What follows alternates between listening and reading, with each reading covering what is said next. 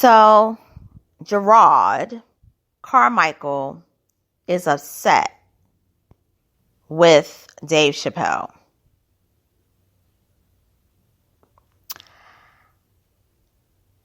I'm going to say this.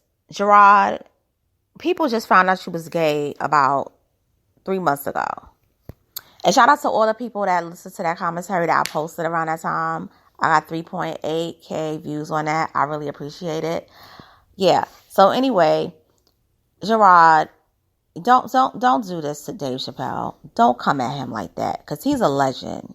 Okay? And he paved the way for people like you to be able to speak. In comedy, that is. And make the money. So I'm going to talk about it. I'm going to give you my thoughts on this. Because I'm kind of sick and tired of people who aren't able to speak on certain things freely because of the sensitivity that people have. Because that's what cancel culture really is all about. It's about being sensitive. So we're going to read from one of my favorite publications, The Hollywood Reporter. And this is what it reads. Jerrod Carmichael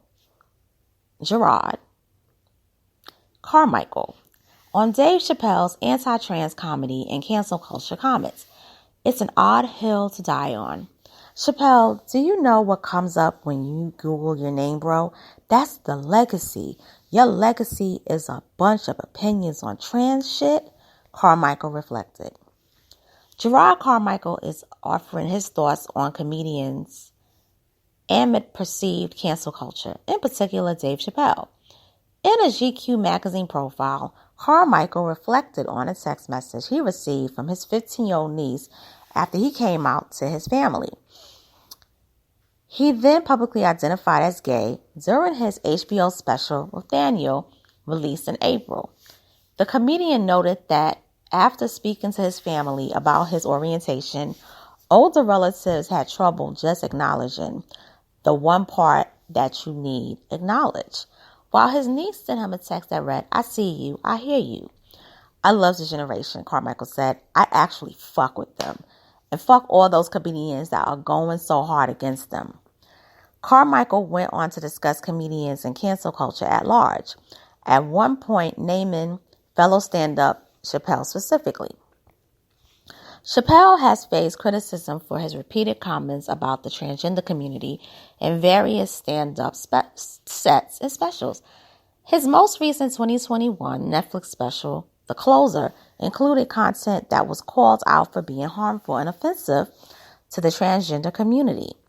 It resulted in Netflix employees and allies holding company walkouts and protests outside the streamer's Hollywood offices. Chappelle would later address the controversy from the special in a show at LA's Hollywood Bowl, in which he touched on the notion of cancel culture. "If this is what being canceled is like, I love it," he said at the time. "Look, I get it. Everybody's got to create a boogeyman to sell tickets, but it's not true," Carmichael said of the threat of cancel culture. Who's getting canceled for what they've said? What does that mean? That's people that are mad on Twitter. Everybody's fine. These grown men are fine. Carmichael went on to explain, "I think a lot of times people who offer nothing truthful or meaningful about themselves and complain about society at large and create this boogeyman is like, listen, that's the most urgent thing in your life. God bless you. I'm tired of hearing it." Of Chapelle, Carmichael raised a question. "Chapelle, do you know what comes up when you Google your name, bro? That's the legacy. Your legacy is a bunch of opinions on trans shit. It's an odd hill to die on. It's like, hey, bro, who the fuck are you? Who do you fuck? What do you like to do? Childish jokes aside, who the F are you?" He continued. "It's just contemplated, but he's choosing to die on the hill, so all right, let him." Carmichael is one of the few high-profile comics to speak out against Chapelle. That list also includes Australian comedian Hannah Gadsby, who criticized Netflix, and its CEO Ted Sarandos after the streamer's backing of Chappelle's The Closer special, who I want to give a side note that Dave Chappelle said is not funny. and that they had to admit that she wasn't funny if the people protesting against him wanted to sit down and talk to him. But moving on, continuing with the article, during the Netflix is a Jokes Festival standout set host Billy Eichner made references to both anti-LGBTQ plus legislation and transphobia within comedy. Trans people are being demeaned. They're trying to dehumanize trans people. They're trying to erase trans people. And I'm not even talking about Florida. I'm talking about Dave Chappelle's latest Netflix special. Now, I'm going to talk. First of all, let's make this real clear. Trans people have gotten more visibility in the last 15 years since we are talking about Obama first putting his hat in the ring and announcing his presidential candidacy. Okay? All right? Second of all the people within the spectrum of the LGBTQ plus are gaining visibility every single day. Okay? You know who's losing visibility? And I'm going to keep it real. And this is going to be kind of controversial for me to say. Both black and white, cisgender, male, heterosexuals. Yes, I said it. So if you're a black man, a white man, and you identify with your assigned gender, sex that you was born with, and you are attracted to the opposite sex exclusively, yeah, y'all the ones that's being real marginalized. Okay? But trans people, no, they get a lot of coverage and push. What it is that they're also getting the open pushback that they didn't get 20 years ago because many of them were not out. Also, the majority of them that are out as trans are youth. So you have people who are old school from many different cultures that are pushing back against it because it's like, this is our future. And if these children decide to go through the change, and the youth especially decide to go through the change, they're not going to be able to produce children. So it is a culture war. And Carmichael is right about that. But see, Carmichael, you need to focus on yourself because at the end of the day, you're still a black man. Okay? See, you can hold that flag up and be proud of yourself. And nobody's saying you should be ashamed of yourself because I disagree with that notion. But you got to decide, are you going to rep the rainbow or are you going to rep being black? What comes first? Because when you first entered the business, people assumed that you was heterosexual. People didn't think that you was, gay. People didn't think that. And maybe you thought that. Maybe you knew who you were, but you were afraid to come out because you knew the risk of it was really high.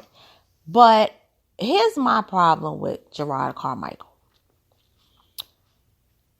I feel as though since he's come out, people are praising him and pushing him more so.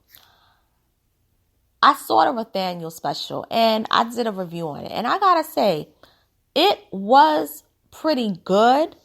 He's not a funny comic. He's not a Def Comedy Jam. Okay? He's not a Comic View.